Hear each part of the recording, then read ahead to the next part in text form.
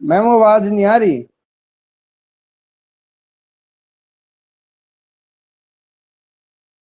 Okay, sorry, ये mic off कर रखा था मैंने गलती से।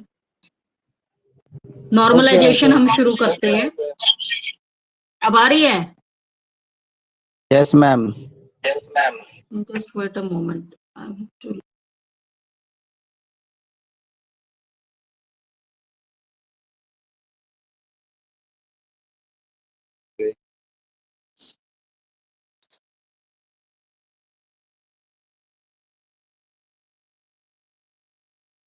आवाज क्लियर है सभी को?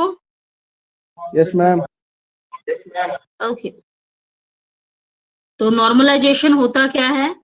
बहुत ही इंपॉर्टेंट टॉपिक, जैसे मैंने बताया था आपको, फंक्शनल डिपेंडेंसी हमने की थी। अब नॉर्मलाइजेशन हम करेंगे। नॉर्मलाइजेशन सबसे पहले ईएफ कोड ने डेवलप किया था 1980s में, और इसके अंदर जो एक प्रोसेस है नॉर्मल करना, किसी भी रिलेशन को नॉर्मल करना, that is the main motive. एक अच्छा रिलेशन बनाना, ये नॉर्मलाइजेशन का मेन मोटिव है। किसी भी बढ़िया रिलेशन में सबसे पहली चीज होती है डुप्लीकेट डाटा को रिमूव करना, कि कोई भी डुप्लीकेट डाटा ना हो, कहीं पे भी मॉडिफिकेशन अनोमलीज ना हो। मॉडिफिकेशन अनोमली मतलब अगर हम उसमें कुछ चेंज करना चाहें तो वो आसानी से हम चेंज कर सकें, वो हम डिटेल में पढ़ेंगे मॉडिफिकेशन अनोमली होती क्या है। वो भी एक सेपरेट आपका 5 to 8 मार्क्स का क्वेश्चन बन सकता है। तो a process of normalisation means organising the data into 2 or more tables. किसी भी नॉर्मलाइजेशन के प्रोसेस का मतलब है कि कोई भी रिलेशन है, कोई भी डाटा या कोई भी सिंगल टेबल है, उसको 2 या 2 से ज्यादा भागों में डिवाइड करना, ताकि उसकी परफॉर्मेंस इंप्रूव हो सके। साथ ही डाटाबेस में जितनी भी रिडंडेंसीज हैं, रिडंडेंसीज मतलब जितनी भी डुप्लीकेसी है, जो भी रिकॉर्ड में डुप्लीकेसी है, वो सारी की सारी रिमूव हो सके। तो उस प्रोसेस को हम क्या बोलते हैं? नॉर्मलाइजेशन प्रोसेस बोला जाता है। क्लियर?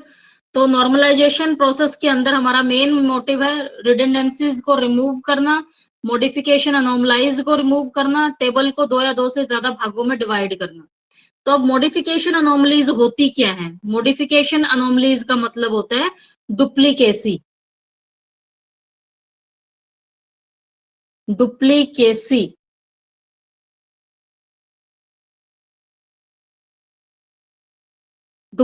डुप्लीकेट डाटा जो होते हैं वो हमारी मॉडिफिकेशन अनोमलीज होती हैं।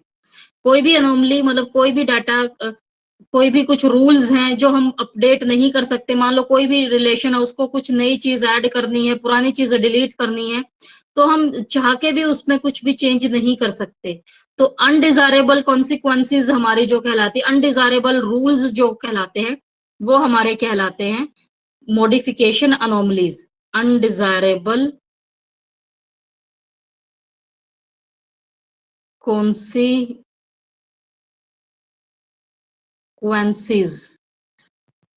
अनडिजायरेबल कॉन्सिक्वेंसेज हमारी मॉडिफिकेशन अनोमलीज कहलाती हैं। और किसी भी रिलेशनशिप में मॉडिफिकेशन अनोमलीज,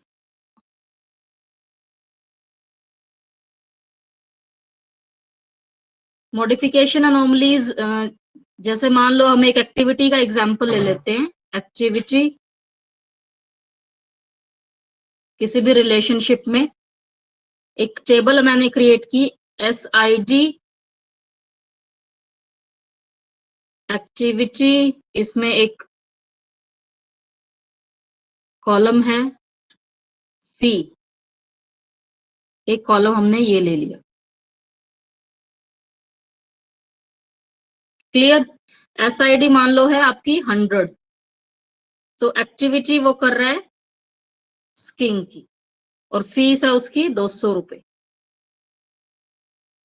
150 स्विमिंग की एक्टिविटी उसने कर रखी है, और उसकी फीस है मान लो 150 रुपए। स्क्वैश की एक्टिविटी है दूसरी, मान लो स्क्वैश की कोई एक्टिविटी, स्क्वैश खेल रहे हैं, और उसकी प्राइस है 175 and fees is 50 rupees. Again फिर से एक स्टूडेंट और स्विमिंग कर रहा है, एंड उसकी फीस 150 ही देगा वो, और उसका जो SID है, रोल नंबर है उसका 200 रुपए। 200 है मान लो। तो ये हमारा एक रिलेशन है जिसके अंदर जिसके अंदर हमें नॉर्मलाइजेशन का प्रोसेस फॉलो करना है। नॉर्मलाइजेशन मतलब अच्छा प्रोसेस इसको बनाना है। तो इस एक्टिविटी के अंदर वैसे बिल्कुल क्लियर है कि स्टूडेंट आईडी, स्टूडेंट के रोल नंबर लिखे हुए हैं, वो कौन सी एक्टिविटी में पार्टिसिपेट कर रहे हैं और उनकी फीस क्या क्या रहेगी। 4 रिकॉर्ड्स हैं, 3 एट्रीब्यूट्स हैं। लेकिन इस रिलेशनशिप के अंदर हमारी मॉडिफिकेशन अनोमलीज हैं। मॉडिफिकेशन अनोमली मतलब सबसे पहले हम करना चाहेंगे डिलीशन अनोमली। 3 तरह की अनोमलीज होती हैं। सबसे पहले आपकी कर दी डिलीशन अनोमली। डिलीशन अनोमली का मतलब है कि अगर मैं इसमें से कोई रिकॉर्ड डिलीट करना चाहूं तो मैं डिलीट नहीं कर सकती। मान लो मेरे को ये स्किनिंग की एक्टिविटी डिलीट करनी है, ठीक है। स्किनिंग की एक्टिविटी में डिलीट करना चाहूं तब भी मैं डिलीट नहीं कर सकती, क्योंकि इससे जो इंफॉर्मेशन है कि एक स्टूडेंट 100 रोल नंबर है, वो एक स्टूडेंट है, वो 200 रुपए फीस दे रहा है। अगर मैंने ये स्किनिंग यहाँ से डिलीट कर दिया तो ये इंफॉर्मेशन हम लॉस कर लेंगे कि एसआईडी ने कौन सी एक्टिविटी ले रखी है और उसमें कितने, उसमें उसकी फीस वो किस चीज से दे रही है।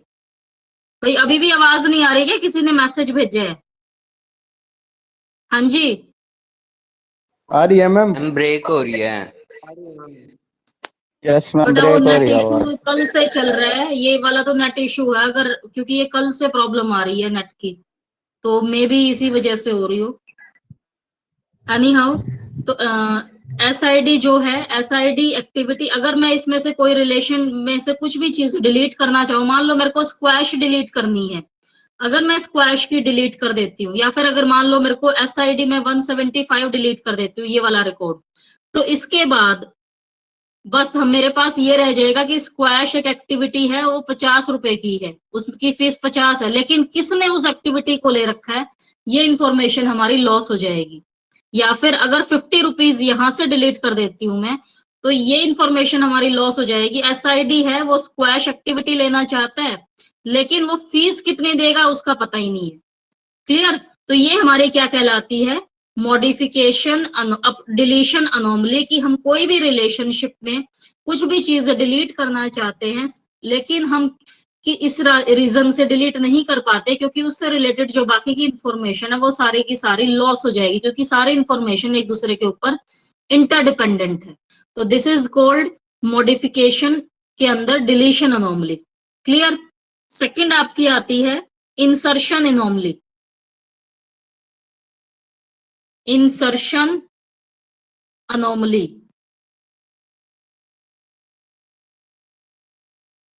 इंसर्शन अनोमली मतलब इंसर्ट करना, कोई भी नई चीज इंसर्ट करने में क्या प्रॉब्लम है। अनोमली का मतलब जैसे मैंने अभी बताया था, दीज आर द ऑब्स्टेकल्स, या हिंदी में अगर बोला जाए दीज आर द, ये होती है बाधाएं, कि क्या बाधा आपको आती है कोई भी चीज को नई ऐड करने में, पुरानी चीज डिलीट करने में, नई चीज पुरानी चीज को अपडेट करने में। तो अनोमली बाधाएं होती हैं। डिलीशन में जो बाधा आएगी, डिलीशन में जो ऑब्स्टेकल्स आएंगे वो मैंने अभी डिस्कस किए।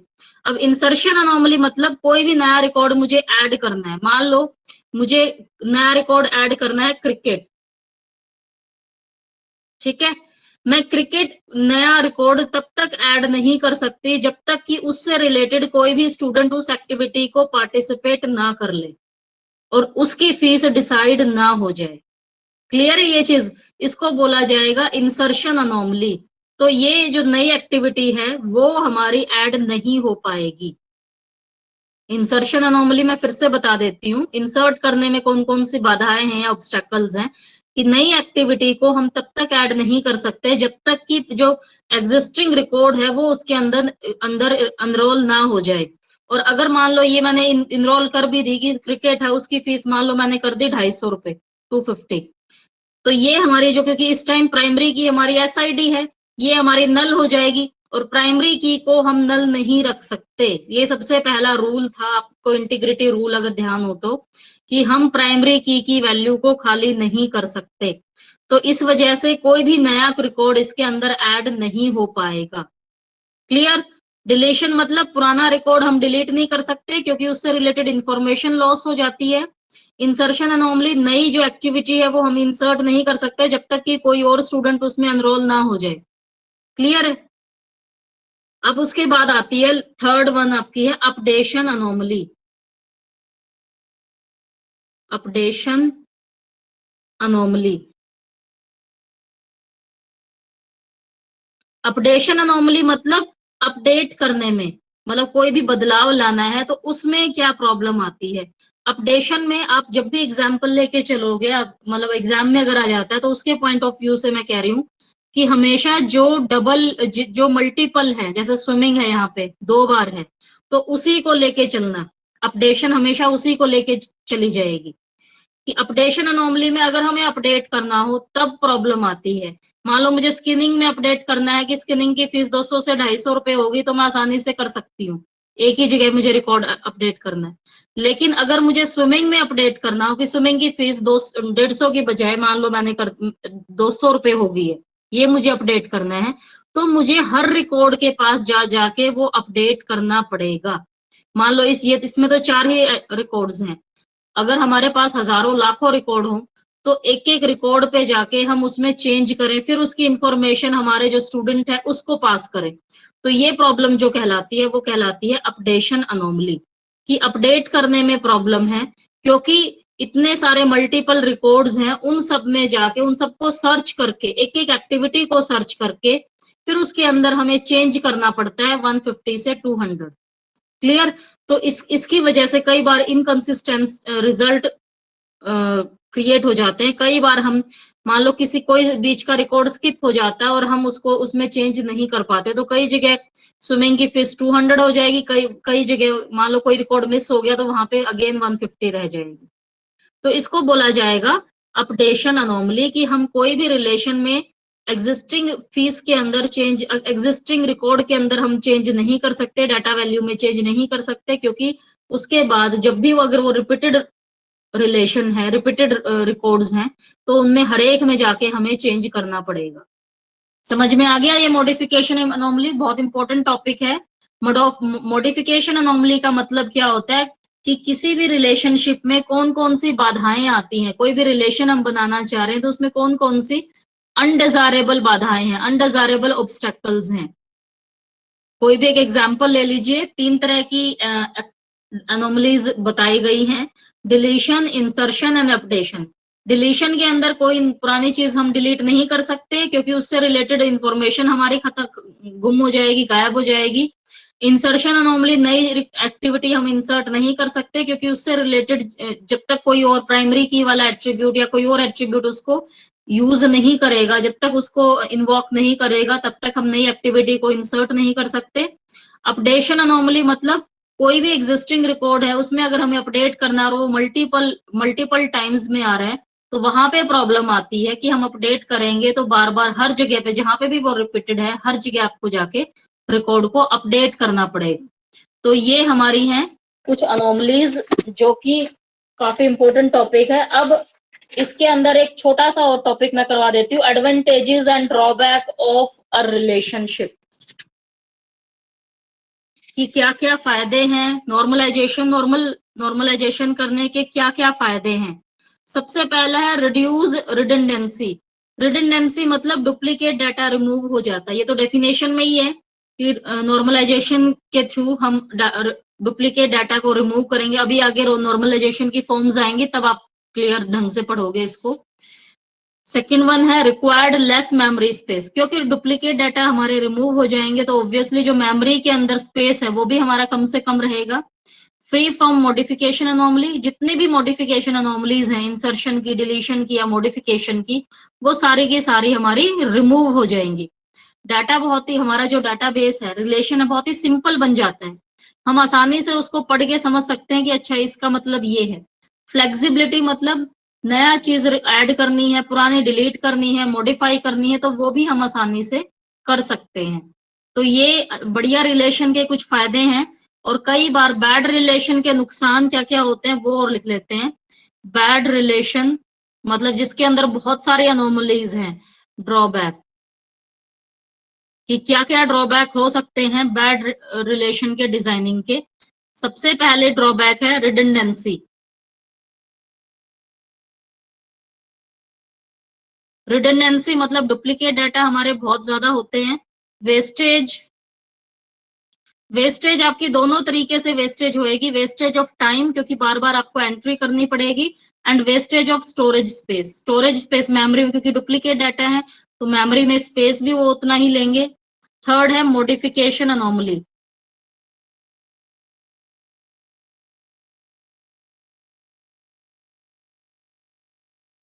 कि डाटा के अंदर मॉडिफिकेशन अनोमलीज बहुत ज्यादा रहेंगी, एंड कॉम्प्लेक्स स्ट्रक्चर।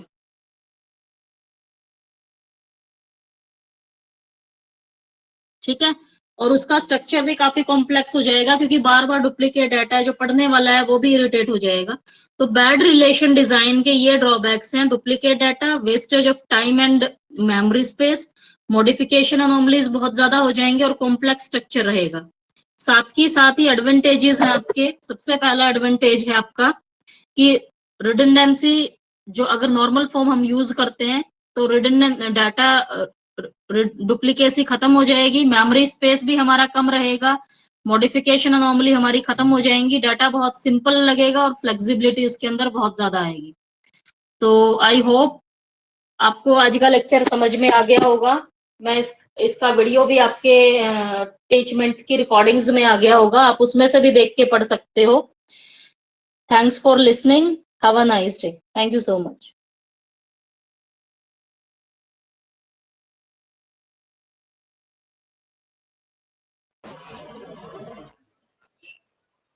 करते रहे क्लास लाग रही थी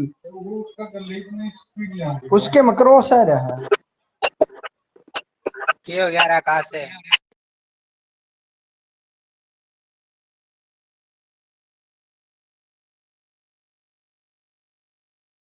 अरे खत्म होगी क्लास।